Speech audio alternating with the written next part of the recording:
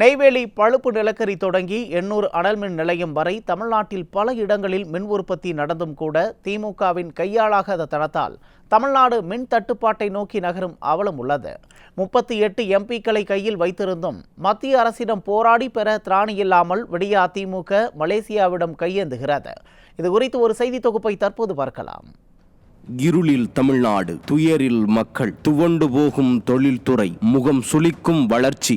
விடியா திமுக ஆட்சிக்கு வந்ததில் இருந்து மக்கள் கேட்கும் வார்த்தைகள் இதுதான். திமுகவின் நிர்வாக சீர்கேட்டால் தமிழ்நாடு நிர்வாகம் இருளில் மூழ்கியுள்ளது. இது போதா குறைக்கு இனி ஒவ்வொரு வீடுகளும் இருளில் தத்தளிக்கும் நிலை ஏற்பட்டுள்ளது. நெய்வேலி பழுப்பு நிலக்கரி, வடசென்னையில் 3 மின் உற்பத்தி நிலையங்கள், மேட்டூரில் 2 மின் உற்பத்தி கேந்திரங்கள் என மொத்தம் 5120 மெகாவாட் மின்சாரம் தமிழ்நாட்டில் இருந்து உற்பத்தி செய்யப்பட்டு மத்திய அரசுக்கு அளிக்கப்படுகிறது. தமிழ்நாட்டில் இருந்து உற்பத்தி செய்யப்பட்டாலும் கூட தமிழ்நாட்டின் உரிமையை மீட்காமல் இந்த விடியா திமுக அரசு அண்டை மாநிலங்களிலும் அண்டை நாடுகளிலும் மின்சாரத்திற்கு கையேந்தி நிற்கிறது. குறிப்பாக ஒடிசாவில் உள்ள மகாநதி நிலக்கரி வயல்களில் இருந்தும் தெலங்கானாவில் உள்ள சிங்கரேணி சுரங்கங்களில் இருந்தும் நிலக்கரியை தமிழ்நாடு பெற்று வருகிறது. இது போதா குறைக்கு மலேசியாவிடம் தமிழ்நாடு அரசு நிலக்கரி இறக்குமதி கேட்டு கையேந்தி கொண்டிருக்கிறது. ரஷ்யாவிற்கும் உக்ரைனிற்கும் இடையே நடந்து வரும் போரின் காரணமாக சர்வதேச சந்தையில் நிலக்கரியின் விலை சுமார் 20 முதல் 25%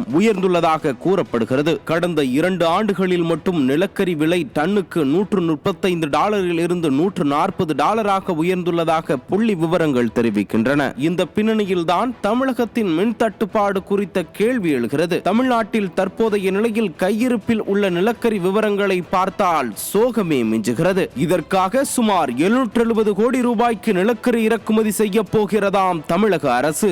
தூத்துக்குடி அனல் மின் நிலையத்தில் 18.850 மைக்ரோ யூனிட் அளவில் மின்சாரம் உற்பத்தி செய்யப்படலாம். தற்போதைய சூழலில் 16,722 நிலக்கரி நுகர்வுதான் கையிருப்பில் உள்ளது. அடுத்த 10 நாட்களுக்கு மட்டுமே கையிருப்பு இருப்பதால் மின் தட்டுப்பாடு அபாயம் உள்ளது. இதேபோல மேட்டூர் அலகு ஒன்றில் 16.089 மைக்ரோ யூனிட் மின் உற்பத்தி செய்யலாம். இங்கேயும் 12,861 நிலக்கரி நுகர்வு கையிருப்பில் உள்ளது. இதை வைத்து அடுத்த 10 நாட்களுக்கு மட்டுமே மின் உற்பத்தி நடக்கும். நிலக்கரி கிடைக்கவில்லை என்றால் மின் உற்பத்தி தடைபடும். இதே போல மேட்டூர் அலகு 2இல் 10.900 மைக்ரோ யூனிட் மின் உற்பத்தி செய்யலாம். இங்கேயும் 9,219 நிலக்கரி நுகர்வு கையிருப்பில் உள்ளது. இதை வைத்து அடுத்த 12 நாட்களுக்கு மட்டுமே மின் உற்பத்தி நடக்கும். நிலக்கரி கிடைக்கவில்லை என்றால் மின் உற்பத்தி தடைபடும். நீங்கள் வரைகலையில் பார்ப்பது போல இதுதான் வடசென்னை மின் உற்பத்தி நிலவரம். வடசென்னையில் உள்ள 2 அலகுகளில் 5 நாட்களுக்கு மட்டுமே மின் உற்பத்தி செய்ய முடியும்.